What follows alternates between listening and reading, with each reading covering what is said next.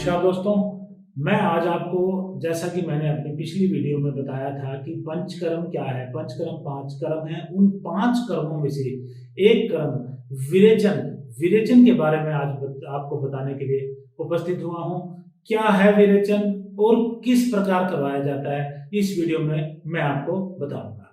तो फ्रेंड्स, यह वीडियो उन लोगों के लिए बहुत ही उपयोगी होने वाली है जिन लोगों को पित्त जोश से जुड़ी हुई समस्याएं, जैसे पेट की समस्या, जैसे कि कब्ज का रहना, तेजाब का बनना, गैस का बनना इत्यादि, और मोटापे की समस्या रहना, स्किन से रिलेटेड प्रॉब्लम्स रहना। इन सब बीमारियों से रिलेटेड प्रॉब्लम जिन लोगों को रहती है, इस वीडियो को वो अंत तक जरूर देखें और इसका पूरा लाभ उठाएं फ्रेंड्स। तो सबसे पहले क्या होता है विरेचन? विरेचन बेसिकली हम अपने पित्त दोष को अधोभाग यानी कि एनल रूट के द्वारा हम बाहर निकालते हैं। किसकी मदद से? विरेचक द्रव्य देकर। विरेचक द्रव्य अलग अलग प्रकार के होते हैं, मैं अभी बताऊंगा आपको, और कैसे करवाया जाता है ये भी बताऊंगा। सबसे पहले इसको देखिए कि प्रधान हमारे जो क्या है कि विरेचन को हम आयुर्वेद के अनुसार ऋषि मुनियों ने 3 भागों में बांटा है। सबसे पहले पूर्व कर्म, जो कि विरेचन से पहले करवाए जाने वाले कर्म। दूसरा मुख्य यानी कि प्रधान कर्म। तीसरा पश्चात कर्म। 3 भागों में बांटा है। अब इन 3 भागों के अंदर इसके भी अलग अलग पार्ट्स हैं, उनके बारे में मैं आपको डिस्क्रिप्शन भी देता जाऊंगा और उनका कारण भी बताता जाऊंगा, क्यों क्या भाग किस प्रकार से करवाया जा रहा है। सबसे पहले पूर्व कर्म के अंदर सबसे पहला जो भाग आता है, दीपन पाचन आता है दोस्तों। दीपन पाचन, दीपन यानी कि एक प्रकार से हम अपनी जठराग्नि को प्रदीप्त करते हैं। क्यों करते हैं? क्योंकि हमारे शरीर में जो आम जमा हुआ है उसको हम पचा पाए। आम क्या होता है दोस्तों? आम एक प्रकार की वह टॉक्सिन है जो हमारे शरीर के अंदर अपच की वजह से जमा हो जाता है, और उसे निकालने के लिए हमें उसको हमारी अग्नि को प्रदीप्त करना पड़ता है। जठराग्नि जो बढ़ेगी तो आम पचेगा। तो जो हमारे दीपन पाचन के लिए जो औषधियां हैं, दीपन के लिए जो औषधियां दी जाती है, चित्रकारिवटी, त्रिकुट चूर्ण, पंचकोल चूर्ण इत्यादि दवाएं दी जाती हैं जिनके द्वारा हम आम को पचा पाते हैं। इसके बाद दूसरा जो स्टेप होता है घृत पान का होता है दोस्तों। अब जब आम का पाचन हो गया, आम का पाचन होने के बाद क्या है, हमारे दोष जो कि चिपके हुए थे आम के साथ वो अलग हो गए। अब उन अलग हुए जो हमारे दोषों को घोलने का, अपने अंदर डिजोल्व करने का कार्य करेगा हमारा घृत। वो घृत भी अलग अलग प्रकार के होते हैं जो कि प्रकृति के अनुसार और बीमारी के अनुसार दिए जाते हैं दोस्तों। जैसा एग्जाम्पल हो पंचतिक घृत, त्रिफला घृत, इसके अलावा इंदुकांतम घृत, इसके अलावा ब्रह्मी घृत।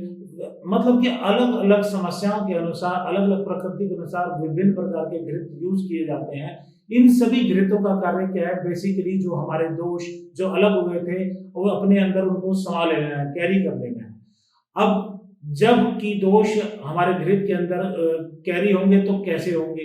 देखिए क्या है कि अगला जो प्रोसेस है अभ्यंग है। अभ्यंग के द्वारा क्या है कि हमारी जो शाखाओं के अंदर जो दोष पड़े हुए हैं घृत के अंदर सम्मिलित हो जाएंगे, और अब वो जब सम्मिलित हो गए तो क्या हुआ, अब उनके बाद उसको भी कोष्ठ में ले जाना है। कोष्ठ यानी कि हमारे स्टमक के अंदर। वो कैसे ले जाएगा? वो ले जाने के लिए हमारी जो प्रक्रिया है जिसे हम संवेदन कहते हैं, उस संवेदन के द्वारा ले जाया जाएगा। संवेदन यानी कि एक भाप देना, भाप देकर हमारे जो दोष हैं वो पिघल जाएंगे और वो हमारी शाखाओं से हमारे कोष्ठ में आ जाएंगे दोस्तों। जब अब दोष हमारे कोष्ठ में आ गए तो अब मुख्य कर्म यानी कि प्रधान कर्म करने का समय आ गया, उन्हें दोषों को बाहर निकालने का समय आ गया। अब हमारा जो प्रधान कर्म है वो क्या है? हमारा इस समय हम विरेचन है। विरेचन किस प्रकार करवाया जाएगा?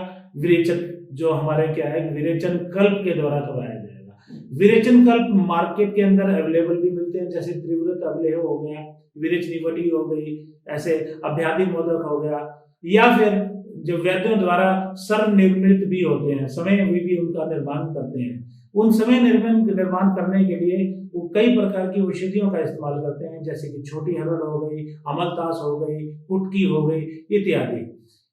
अब जिस समय जब दिया जाएगा विरेचन कल्प, उसके बाद क्या होगा, कि उसके बाद लूज मोशंस यानी कि हमारे विरेचन का कार्य स्टार्ट होगा। उसके अंदर हमें क्या करना होता है दोस्तों, हमें उन वेगों की गिनती करनी होती है। वेगों की गिनती क्यों की जाती है? क्योंकि उसी के बाद ही निर्धारित होगा हमारा हमारा जो संसर्जन क्रम है वो निर्धारित होगा। संसर्जन क्रम क्या होता है दोस्तों? संसर्जन क्रम क्या है? हमारा इस प्रोसेस के दौरान हमारा अग्नि महाभूत डिस्टर्ब हो गया, डिस्टर्ब होके उसको पुनर्स्थापित करना है, तो इस क्रम संसर्जन क्रम करवाना पड़ता है दोस्तों। संसर्जन क्रम मुख्यतः डिपेंड करता है हमारे जो हमारी शुद्धि किस प्रकार हुई। अब शुद्धि शुद्धि देखो तीन पार्ट में हम तो उसको तीन प्रकार की शुद्धि शास्त्रों के अनुसार बताई गई है। देखिए, प्रधान शुद्धि, अगर हमारे जो वेग कितने आए उस पर डिपेंड है। वेग अगर हमारे 30 वेग से या इससे 20 से 30 वेग आते हैं तो उन्हें हम प्रधान शुद्धि में काउंट करते हैं। अगर हमारे 10 से 20 वेग आते हैं तो उसे हम मध्यम शुद्धि में काउंट करते हैं। अगर हमारे 10 या 10 से कम वेग आते हैं उसे हम हीन शुद्धि में काउंट करते हैं। ये तो होगा वेगिकी यानी कि कितने वेग आए। दूसरा आंतिकी, आंतिकी मतलब अंत किस प्रकार हुआ। अगर हमारा जो विरेचन है उसके अंदर का लास्ट में म्यूकस आ जाता है यानी कि कफ आ जाता है, उसे कफांतक विरेचन कहा जाता है, जो कि श्रेष्ठ माना गया है दोस्तों। इसके अलावा कि कैसे कितने प्रस्थ का हुआ, मतलब कितनी क्वांटिटी में विरेचन हुआ, वह भी एक मानक है ये जानने के लिए कि भाई हमारा संसर्जन क्रम किस प्रकार का हुआ या हमारी शुद्धि किस प्रकार से हुई। तो दोस्तों, यह था हमारा विरेचन क्रम।